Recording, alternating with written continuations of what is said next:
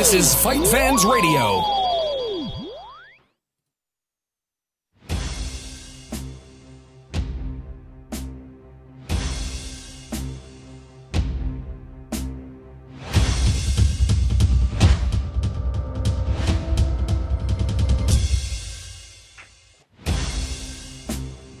What is up, everybody? What up, guys? As usual, this is Real DWC. And I'm at Jerwell P. And man, we're stoked right now. We have a huge show. Double guest once again. Man, two legends of the sport. We got Mario Sperry and Hannette Staack. Let's just tell people if they're not, like, we have Mario Sperry coming in. We're going to be giving him a shout, in a couple, 10, 12 minutes or whatever, 15 minutes. But I don't feel like doing the interview with him and bringing up too much of the past. Mm-hmm. I mean, if you're listening to our show, you're a BJJ addict. You ought to know who Mario Sperry is. So, I mean, if you don't, kind of look him up. But we'll just give you a little insight of who we're talking about right here. This man, a 5th degree black belt in BJJ. Sure. He was one of the first people to put out like instructions. Yeah. So, hello? Hi. David? Hannette? Yes, this is Hannette. How are you, my friend? I'm great. How are you? Very good, thank you. So, is this the right time, right? Yeah, how are you today? Very good, my friend. Let me put my phone here. Just one sec. Just one sec.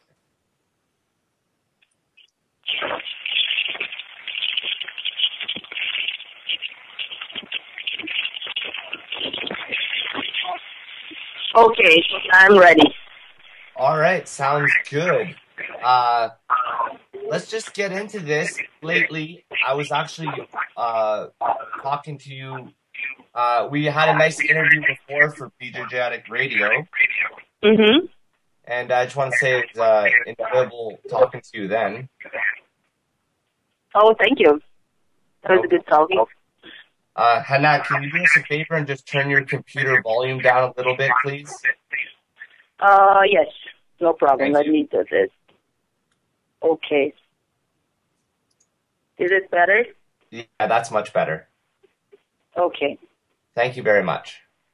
No problem. All right, let's get into it with letting people know that you are coming in to do a training camp in Toronto, Canada, November 17th and 18th. I just want to know a little bit about the details and if it's a women's only camp and how they can join up. Yeah, it's a women's only camp. Will be my first camp in Canada. I've been doing camps in U.S., but this time will be my first one in Canada, Toronto. It's a city that I liked a lot. I almost moved to Toronto before I come to U.S., so I have a good relationship with Toronto. So I decided to do this camp in Toronto because I know there's the jiu-jitsu community, especially the women community in Toronto is very big and it's growing a lot. So the camp will be November 17th to 18th, 2 days camp. And the big thing of the camp is people will have a chance to, of course, learn, and much more than learn, we're going to share experience, and I will share my experience competing and in the tournaments, and they will also have a chance to spar with me. So because we'll have a lot of free time to spar. So I think that's the biggest attractive for the camp. So because I know there's a lot of people they're interested to learn from me, but to train with me is something that we cannot do in all the seminars. Because normally for the seminars we have a short time. For example, we have 3 hours, and then we do have to show the technique, and then you have to make sure everybody got the technique in order to proceed, right? But for the camp, I will focus on the technique, but I'll also focus a lot on the sparring part. So that's the most attractive part for the camp. To sign up, we have a page on Eventbrite, and we have like a page on Facebook as well. So they have a good deals until November 9th. I think it's the deadline for the best price for the 2 days, and after that it will be a little more expensive. Nothing like it's too expensive, but we're just giving the priority for the people who want to sign ahead of time. And they can go there and sign online, or they even can pay at the door as well. Nice. Is this women's only, Hannette? Yes, this will be a women-only event. I was wondering if I was open for men as well, because I had a lot of people asking about, like, oh, why not do like for men as well? But because this is the first one, I wanted to do something kind of like a special for the women community. But if we had like another one, then for sure I'll open for men as well. Maybe we'll have like a next time seminar for men as well, because I know for me there's no difference for teaching, just like a couple of details that maybe I would show, and like it works better for women because we're smaller and less stronger than the guys.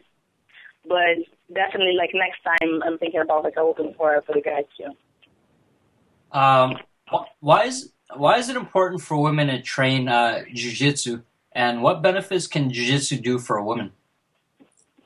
So I think it's for women, it's very good to train jiu-jitsu. Of course, besides the physical benefits, we also have the mental benefits. Like, for example, you get more confident. Your self-esteem will be better. You'll be like empowered by jiu-jitsu, because it's something that I can tell for myself.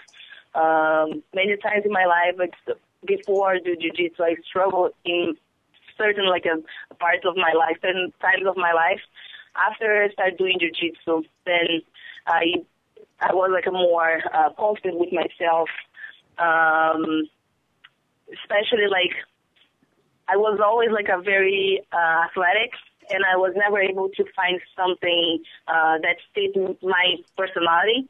And once I found jiu-jitsu, then I could relate everything. So I think for women, it's very good to train jiu-jitsu.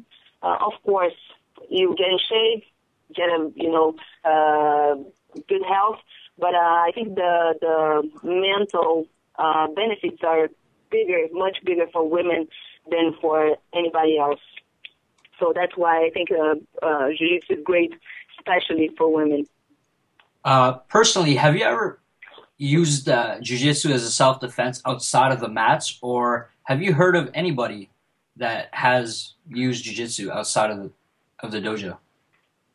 Yeah, I had to use jiu-jitsu a couple times.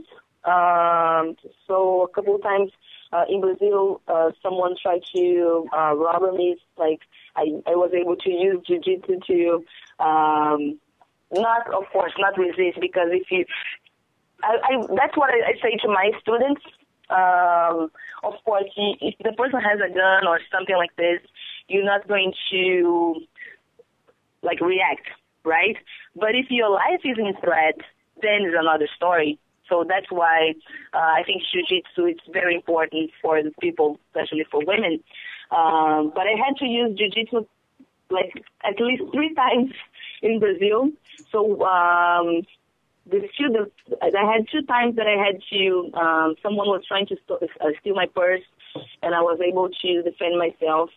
One time there was like a group of 5 people, they tried to steal my necklace in Brazil as well. So I did like a really naked choke on the person, and I got my necklace back. And the other times, this is a very interesting story, because I got hit by a car, and I was riding my bike. And this is like what I say to my students when they come in, because I know once you start doing jiu-jitsu, the first part, we call like for me it's not boring, but a lot of people they find like, oh, why I have to learn this? Why I have to learn how to roll? Why I have to learn how to fall? Why this is so important? And I tell this story to them, because one time I got hit by a car. I was riding my bike, and I was able to do like a roll, the roll, and I rolled over the car, and I got on the ground. I did like 2 rolls on top of the car, and I got on the ground standing. And I looked at me, I thought like I was like dreaming. So I pinched myself like, oh man, let me see under the car. If my bike is not under the car. But then my bike was under the car. I was like no scratch, nothing happened with me. And I was able to survive it because I knew how to fall. I knew how to roll. So I think this is like a lesson that I have to tell to everybody, because jiu-jitsu is much more than, you go to the gym, you spar with your friends, just roll on the ground. No, you learn how to protect yourself in many ways, and that's one of the ways I was able to like save my life, right? Doing the roles that I learned in jiu-jitsu. That is a great story. Do you feel any extra pressure with what you show at your seminars because you are such a decorated BJJ competitor? So I feel like a little precious, yes, because I'm the type of person that I always want to give my best to other people. So once I committed to something, I always want to give my best. So this was like all my life I was always like this. If I decide to learn English, I will do my best. I will, study every day. So this was with jiu-jitsu. Once I started doing jiu-jitsu, I want to go like as much as I could at the time. So of course, at the time I could go like 3 times a day. I gave myself I gave everything I had, like in order to get better in jiu-jitsu. So in all my life, I always want to get better. So that's why, for example, right now teaching, I'm always studying. I'm always going to the tournaments. Even if I'm not competing, I go to the tournaments. I like to watch the match. I like to watch the women competing. And I think I have the open mind to learn from other people, even if it's a white belt or a blue belt. I think we are always learning, and that's the way I keep my mind always open and learning from everything I see on the tournaments or even with my teacher here at the school. But I put pressure on myself in this way, okay, I have to give my best, not because I'm a top competitor, but just because I always want to give my best to people. And that's a good thing, because now, for example, I have some of my students that I see my work is paying off, because I have some students, they are competing, they're doing good at the tournaments. I have some students, they competed at Rio, one got first, the other one got third, the other one got second. 2 got first and 1 got second, the other one got third. So I know the results are coming because of the hard work I have been putting into the jiu-jitsu. So, and I don't feel like a pressure because I feel like, I'm the best and I have to show the best.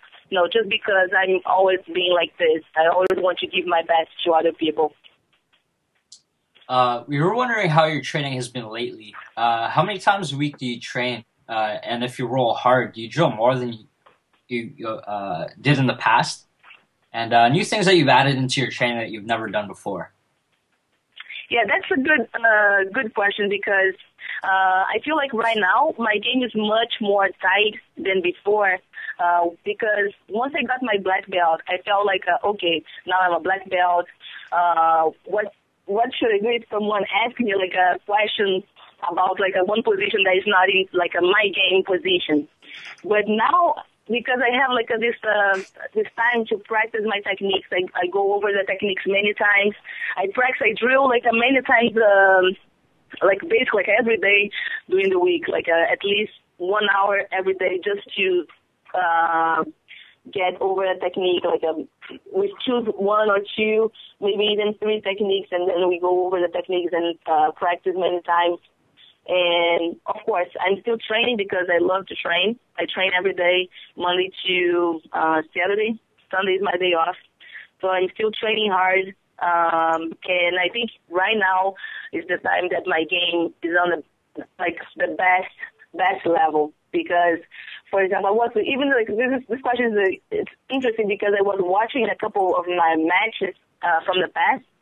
And I saw wow, at this time, I could I improved this position so much right now. At this time, I didn't have, like, for example, my guard wasn't that good. And now if I go to a tournament, maybe I would rather pull guard than stay on top. So interesting things that happen right now, but this just happening because I have been practicing the techniques. I have more time because now my life is all jiu-jitsu, right? I'm teaching, I'm training, I'm preparing myself for the tournaments. Even if I don't have tournaments, I'm preparing myself to spar, like, because we always have someone from outside come to the school. And I think you always have to be prepared, like, physically and mentally for the obstacles that comes in your life, right? And this is not like I have someone, like, for example, someone coming from outside that wants to challenge me, not like a challenge in a bad way, but like come here to, let me see how can I do against Hannette. So I think you always have to be ready, and that's what I do now. Like, I train hard every day and teaching, and I think the what made my jiu-jitsu get more tight now is because I dedicate my life now only to jiu-jitsu. I'm teaching every day, and once you teach, you go over the details, even if it's for example, basic position. If you're teaching like a basic armbar, you're improving your technique as well because you have to show all the details to the person. You cannot miss even one small detail because the person who is the white belt, if you don't show one detail, they won't get the position correct. So I think that's why my game now is on the best level, the best phase, because I have been teaching a lot and of course still training, but the fact that I'm teaching a lot makes my game get more tight, more solid. Nice. I was just wondering, why do you still want to compete after everything you've accomplished in jiu-jitsu? I mean, what is there left to prove, really? So, interesting, Dave. I will tell you that. I was talking with my professor here. I was talking with him, I don't know why, but just to talk about competition makes me, my adrenaline goes, high, and I want to, I feel like I start sweating, and my hands get cold. And I told him, this is what I love to do. I love to compete. And it's not because I feel like I need to accomplish anything else more, but it's just because I think it's in your blood. I just go there, and I feel so happy when I'm on the mat and competing. But of course, my life now, it's different, and I understand, sometimes, even if I want to go to compete, you cannot, you won't be the same as, 10 years ago, right? But I think, I just compete because I like to compete. I love to compete. That's what I always love to compete. I was always very competitive. So I don't think I have anything left to prove, because people who train with me today, they don't come to train with me only because, I will go train with her because she's a champion. Of course, I still have people, they know me, right? But they come to train with me because, I will train with her because she's one of the best. But I know now that they know my knowledge. I can pass on my knowledge good as well, because it's two different things, being a good competitor and being a good teacher. You can be a good competitor, but doesn't mean you're going to be a good teacher. And I think now people come to train with me because I'm a good teacher, not only because I'm always a good competitor. But I think the fact that I still want to compete just because it's on my blood, right? I love to compete. I just get so excited when I have something that I can focus on. For example, right now I think my next goal will be the European. So I'm just getting my mind set up for this one. But I don't think I have anything left to prove. I think people already know what I did for the community. I was one of the first ones who started the jiu-jitsu. A lot of people know my name, but it's just because I love to compete. That's the main reason I still want to compete. You're a giant in your own right in terms of jiu-jitsu. If you could take a private lesson from anyone in the world, who would it be? if I could get a private lesson for anyone. Who would you get a private lesson with? I think there's two people that I would get a private lesson. The first one will be Renzo Gracie, just because he's one of the type of person who inspires you, because he wasn't like a huge competitor in Brazil. Of course, he competed a lot, but he's more like a part of the MMA right now. He competed a lot in jiu-jitsu too, but I think he's bigger on the MMA. But I think it's like what he has to teach is much more than jiu-jitsu. It's like a lesson for your life. And I think like because of this, like because he has, of course, a lot of jiu-jitsu as well, but he also can show you like something beyond jiu-jitsu. Like he can like inspire you in other ways of your game. So I think that Renzo and the other person would be Roger Gracie. I would love to have a private lesson with Roger Gracie, just because he's a basic jiu-jitsu, but very efficient, very solid game. And I think like just to be able to roll with him a little bit, feel the pressure, I'll be happy. Just to roll a little bit, feel the pressure, and get some details to adjust my choke from the mount position. That would be great. I believe he has the best egg choke out there. Oh, yes. One last question before we let you go, because we still got to talk to Mr. Mario Sperry.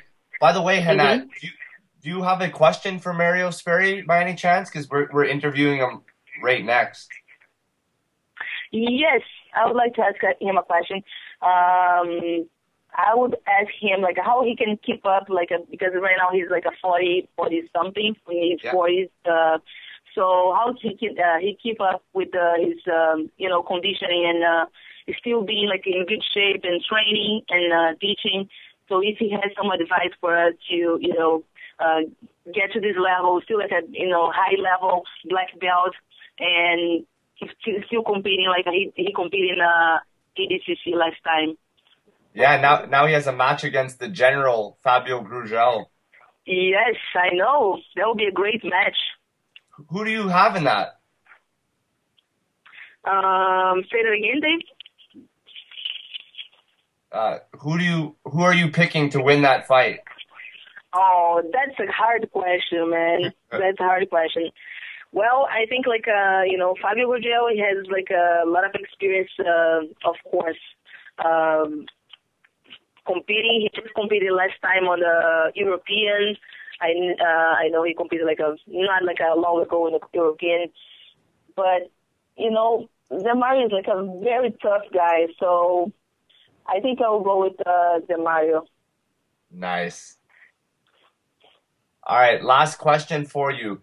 Who has had the biggest influence on your jiu-jitsu and why? I think right now I can say my biggest influence is my professor, Andre. I will tell you why, because his life is just like a inspiring story. A couple years ago, he was in his primer competitor life, and he got like a rare disease, bone tuberculosis, and the doctor said he had like a 20% chance to come back and walk. And this guy, he survived. He was able to get better, to train again. He competed in a black belt one more time. He didn't have to prove anything because we knew he was a tough black belt. But he went there. He competed again. He won the tournament, and he decided to not give up, because I think he will still be able to compete one day, but just to dedicate his life to other people, like teaching and sharing his knowledge with other people. So that's my biggest influence in jiu-jitsu right now, because everything that I have in my life, we did together. So he inspired me to be tough in the tough times, to be strong in the tough times, and never give up on my dreams. So this was a very, very important lesson that he gave me.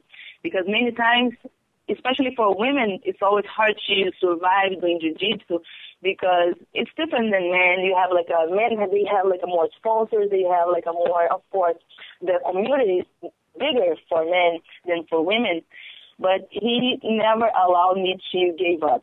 So that was very important, a very important lesson that I had in my life. So he's the biggest influence in my life, I think, in jiu-jitsu. That's a great story also. Hannette, unfortunately, we're going to have to let you go now. We got to call Mr. Zen Machine, Mario Sperry. It was a pleasure speaking with you. Pleasure to speak with you, too. Thank you very much. And, I just want to say thank you for all of you for the opportunity to share my experience and to talk about my seminar, my camp in November 17 to 18 in Canada. All right. We'll have you back on hopefully in the future. Okay, that's great. All right. Thanks, Hannette. Thank you. Bye-bye. Bye. All right, guys. So basically, for those that don't know, before we were actually going to speak with Mario first. Hannette called in, so that's why we had that amazing interview. I actually don't even think she knew you were there, Jared. So yeah, that was awesome. But yeah, Jared was asking some questions. I know the viewers could tell her voice apart. Maybe if you've been listening, you would know. Who is talking right now? Is it me? Or is it him? It's both of us. All right, let's move on. Let's get Mario Sperry on here. Let's try to call him. Hopefully he does answer his phone because we were supposed to call him a little bit before, but we're actually not that late, so I think he'll still be there to talk. So everything is on time. Whenever we call somebody, Jer, this part horrifying. Oh yeah, you never know if they're gonna pick up or not. Oh, it's like a scary movie. It is. It's like getting a report card, opening it, and it's bad marks. We don't want bad marks. No. We might be getting the cold shoulder. This is a bad mark. You know what they say? I don't know what they say. Oh, news is good news. Unless you're... We'll try back in a couple minutes, folks. So basically, what we were saying about Mario Sperry before was that he's a 5th degree black belt in BJJ. Yeah. He's won the Mundials 3 years in a row in the 90s. He's very famous in the 90s, early 2000s. He won the 3 consecutive years from 96 to 98. I don't want to say 97 because it took too long. Yeah. I didn't want to say him in order. And 2-time ADCC world champion and a 3-time ADCC super fight champion. So, yeah, I wonder. I was wondering. I meant to ask Hannette actually if they prefer competing in the Mundials or the ADCCs. It's a little different. So I wonder. I think you get the pleasure of becoming a world champion. Yeah. When you fight at IBGF tournaments, you're technically, I guess, you're certified as a world champion, right? Yeah. And ADCC is just like fighting for the Olympics, right? Really? Yeah, you got a lot of national pride on the line, and yeah, man, people are vying and doing as much as they can to compete. I think we just had our Canadian ADCC trials or something like that. No, that was actually in San Diego. It just passed, but Darcy Hemmings did win. Oh, there you go. Yeah. He's Canadian, of course, from Mississauga, so he killed it out there, so that was good for him. Yeah, so like I was saying before, he's one of the first to do also one of these DVDs. I know you've seen clips before. Very old school DVD. It's cool though. He was one of the first. He was bare knuckle fighting. When Vale Tudo and MMA had no rules still. You've seen his highlight, right? Yeah, I've seen everything. Okay, so I remember him. I remember watching Pride and seeing him in Pride, of course, but I don't remember clearly. So when I rewatched some of the stuff, he was an animal. I've seen some old school Vale Tudo fights, just from Brazil. Yeah, and man, it's vicious. You think you see UFC now, like you have some highlights that are like cool, Yeah. but when you see Vale Tudo like what is bare knuckle fighting, it's Soccer kicks, so savage. knees to the top of the head. Yeah, it's stuff you don't like see anymore. Did you recall him like when you looked like? Did you know he was such an animal though? Because I've never seen. I mean, if I had a list right now from seeing that and then current fighters, like I don't know who's that aggressive. Yeah. How do you keep that pace up? Yeah, I know. It's like, but then again, like everything had bad intentions. It was scary. His highlight video is terrifying. Then again, like he's been doing this for the longest time since me and you were probably born. Yeah, that's a good point. So, I mean, also, I remember he did sub Igor Vovchanchkin. That guy was unstoppable at that time. He has subbed a lot of guys. Yeah. He's also responsible for, I guess, the first submission with Hoyler. Oh yeah, that's Hoyler right. Gracie. He submitted Hoyler Gracie in a fight. It was 98. Yeah, 98. Yeah. And a clock choke. Yeah. And supposedly he's the first fighter ever to make a Gracie submit. Yeah. So I mean, that must have been. It was in Brazil too, so you imagine like either everyone loves you or maybe he's gonna kill you that night. I don't know what the pressure would be. Yeah, we're gonna try again. Give him a call, and if he doesn't call in, then we'll end the show by some impromptu musical about BJJ that we're gonna freestyle.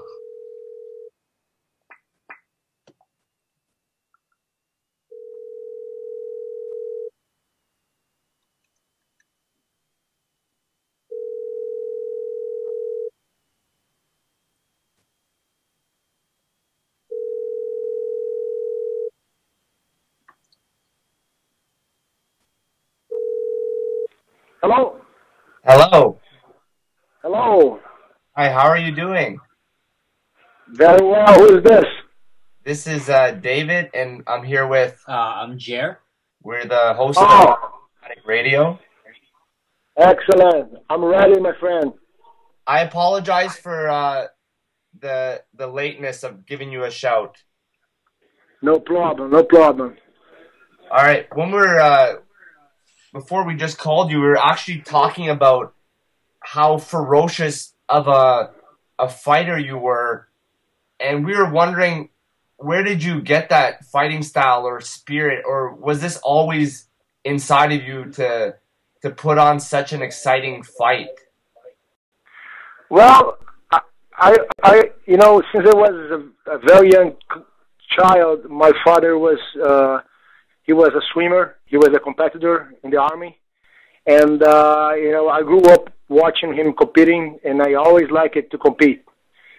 And so when I ended up training at Carson Gracie, I felt like home, because by that time the Carson Gracie team were the best jiu-jitsu academy in Brazil, and everybody was into competition, so I felt like home. Absolutely. When you fought, though, did you just want to hurt your opponents, or was it just part of the way you always fought? Were you angry when you were fighting because your style was so aggressive? No, I think what I was my style of fighting MMA and jiu-jitsu or submission, I think is always the same. My strategy is always the same. I like to first. A lot of people were saying that Mario is a very technical fighter. No, I was not a very technical fighter. I knew what I want. I want to make my opponent tired. So I always try to get in a dominant position and make the opponent recover this position.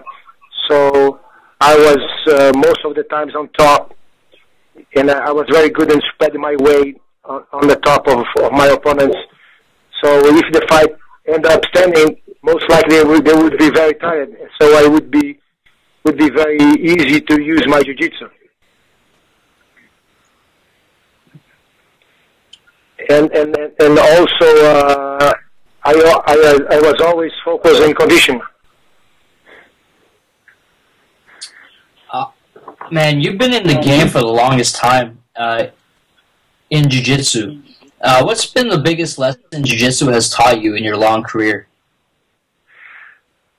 Well, it's hard to say because jiu-jitsu is my lifestyle. I breathe jiu-jitsu. I woke up thinking about jiu-jitsu. But I think one of the best, and one of my coaches is never give up, and I use this on my fights. So I train hard, very hard, not just to be in shape, but if something goes wrong in the fight, I would be ready to think everything I pass through, at training. So I would say, no, I cannot give up now. I have to keep going. And most of the times I was blessed with the victory. So you won ADCC's last year in your super fight with Renzo Gracie. You got another one coming up with the General Fabio Grugel. What have you been doing differently for this super fight?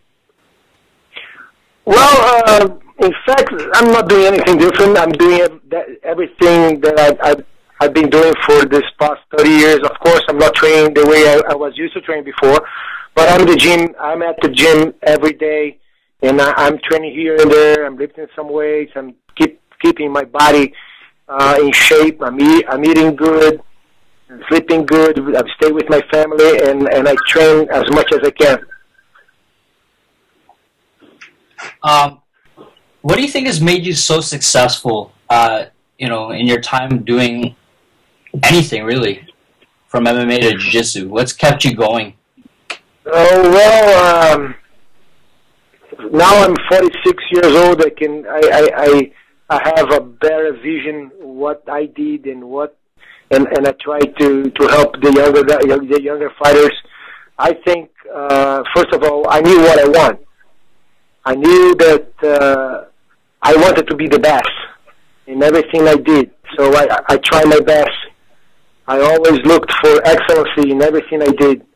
And at the end of the day, I realized when I was very young, I was taught by my father that if you want something, you gotta give up a lot of things. So I gave up a lot of things. I really wanted to be successful. And a lot of people say that sometimes I see a lot of people saying that they want to be successful, but they don't really want it. They kind of want it. I really wanted. When I was young, I gave up a lot of things, and I trained hard, and I listened to my coaches. I listened to my professors, and I always try to train more than everybody else. We just had Hannette Staack on right before you, and she was actually wondering how you can keep up with some of the younger guys as far as conditioning, the training that has to go along with teaching them, and also as far as you teaching a lot. You know what? A lot of people ask me that. The answer is pretty easy. Whenever I teach, I'm training myself. I'm training the positions. Right now, I was on the mat. I was teaching some positions, and I was remembering all those moves. And at the end of these classes, why not throw like three rounds of 5 minutes? That's 50 minutes. What's 50 minutes in 24 hours in your whole day? That's nothing. And of course, I try to eat good, as I said before. I don't like to drink. I don't like to go out too much. I just like to eat good food and rest and focus on my training.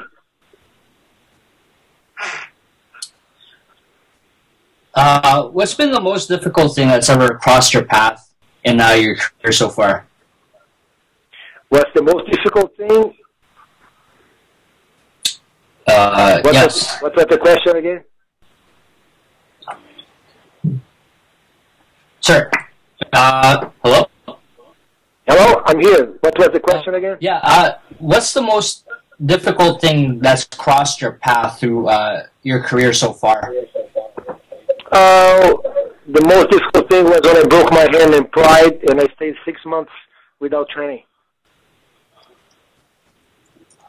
Yeah, that sucks. Yeah, bad.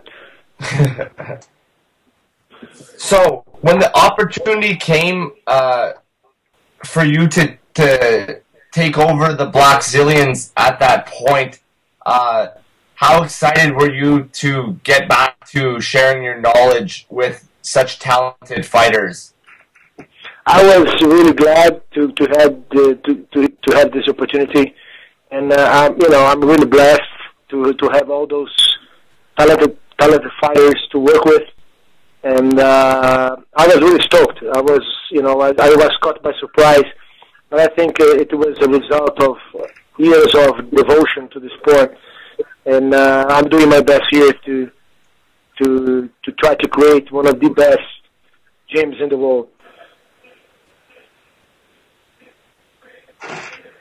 Yeah, sorry. What's your most satisfying victory in terms of jiu-jitsu competition? I had so many victories, and I was so blessed to be able to compete so many times. But I like very much the fight against Royler Gracie when I submitted him in 4 minutes. That was a good moment. There was a great rivalry between the teams, and Royler Gracie was a great name by that time, and I was able to submit him. That was a great moment. Nice. What do you enjoy teaching more, the Brazilian Jiu-Jitsu or the mixed martial arts? I like both. I like grappling. I like MMA. I like Jiu-Jitsu. I just love to teach, man. I tell you, to be honest with you, I like everything. Well, that's a good thing that you're still passionate about teaching. We were actually wondering what advice you would have for someone just getting into the sport. They're young and hungry, and they're not sure if this is something they should pursue. What is your advice? First of all, as I said before, you gotta know what you want. If you want to be the best in the world, you gotta train hard and devote yourself to it. If you wanna relax and be like a regular student, just do your plan and go for it. Be careful to don't get hurt, especially be prepared with your body. Try to lift some weights, stretch, and be with. If you have a strong body, a body that is prepared to adversity, you can last long. I've seen a lot of my friends, and I've seen a lot of people getting hurt, and they end up losing, like many years that they were supposed to be fighting, but they got hurt. They kept going. They couldn't keep going training. That's great advice.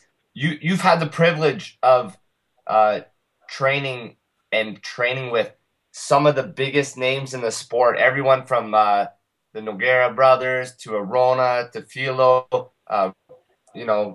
Braulio Estema, Rashad Evans. Who has been your absolute best person to train, or who is the most fun for you to work with? Oh man, it's pretty hard. I had so many wonderful moments with different fighters. The Nogueira brothers were a very good time in Brazilian top team. They were great fighters. They were great to be with. They are great personalities, and of course now I have Rashad here, I have Alistair Overeem, and I like also very much to work with Josimar Palhares, the wizard, the ground wizard. He's for me, he's far the best fighter, the ground fighter that I had the pleasure to work with. So there are so many fighters, man, it would be impolite to name, one. That's very nice of you to say. Does Paul Harris have the best footlocks? Oh, Parales, yes, for sure, the best. I think the best ground game as overall I ever seen. Wow, that's a huge statement coming from you. Do you think, man, I hear from a lot of people that, starting jiu-jitsu early, at an early age is very, is very beneficial. But a lot of people, like, I started doing jiu-jitsu at 19. Does it matter what age you start at? Oh, I start young, but not late. I started judo and jiu-jitsu at the same time. Then I stopped training. That's what you ask about me, right? Yeah. Anyone in general, is it good to start young, or does it matter if you start in your 20s? It really depends exactly what you want. But I know I've seen a lot of fighters that they start very young and they have some success, and then when they achieve, like they make like 25, 26 years old, they kind of look for a different way or do a different thing. But on the other hand, a guy like with 20, 18 years old, 22 years old, whatever, if he knows what he wants. So those kind of people train really hard, and I think they can get in a position to as a champion or something like that. Nice. You come from the days where there was no time limits. There was no rules, bare fist fighting. What do you think of mixed martial arts today? Do you enjoy it? Oh yeah, I think what UFC did was to like exactly what the Americans do best. They know how to prepare and deliver a package. So that's what Dana White did with UFC. He creates rules, he creates parameters, safety, and I think we couldn't be better. Nice. Who are the most enjoyable people that you like to watch fight? Oh man, that's a hard question. So many fighters, man. I like Anderson Silva, the Nogueiras. Oh my God, many. Jose Aldo, many fighters, man. I think we won't have time to name all of them. When we knew you were gonna get on the radio show with us, we looked for some extra footage of you that maybe we haven't seen before, and we did stumble across you receiving your 5th degree in BJJ. Was this a moment that you knew was coming, or was it a surprise? Oh, but it was a surprise. I was not very connected with belts and degrees, but then a friend of mine said, "Hey Mario, you were 5th degree already." I said, "Yeah, really?" Okay, so they made a party for me at Nogueira's place, and got my 5th degree. It looked like you were genuinely shocked. Excuse me, could you say it again? Saying that you looked actually very surprised when they handed you the belt. Yeah, I was. I was not expecting. Do you think you'll ever compete again? I know you do at the ADCCs, but will we ever see you put the kimono on and compete? Everybody here at the gym is pushing me a lot to do so.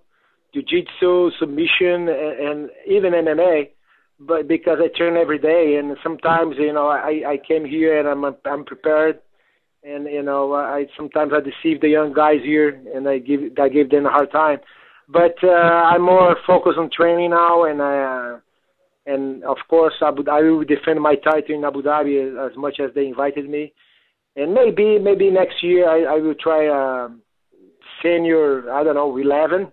Get jiu-jitsu in the world. I don't know. I shall see what's going to happen.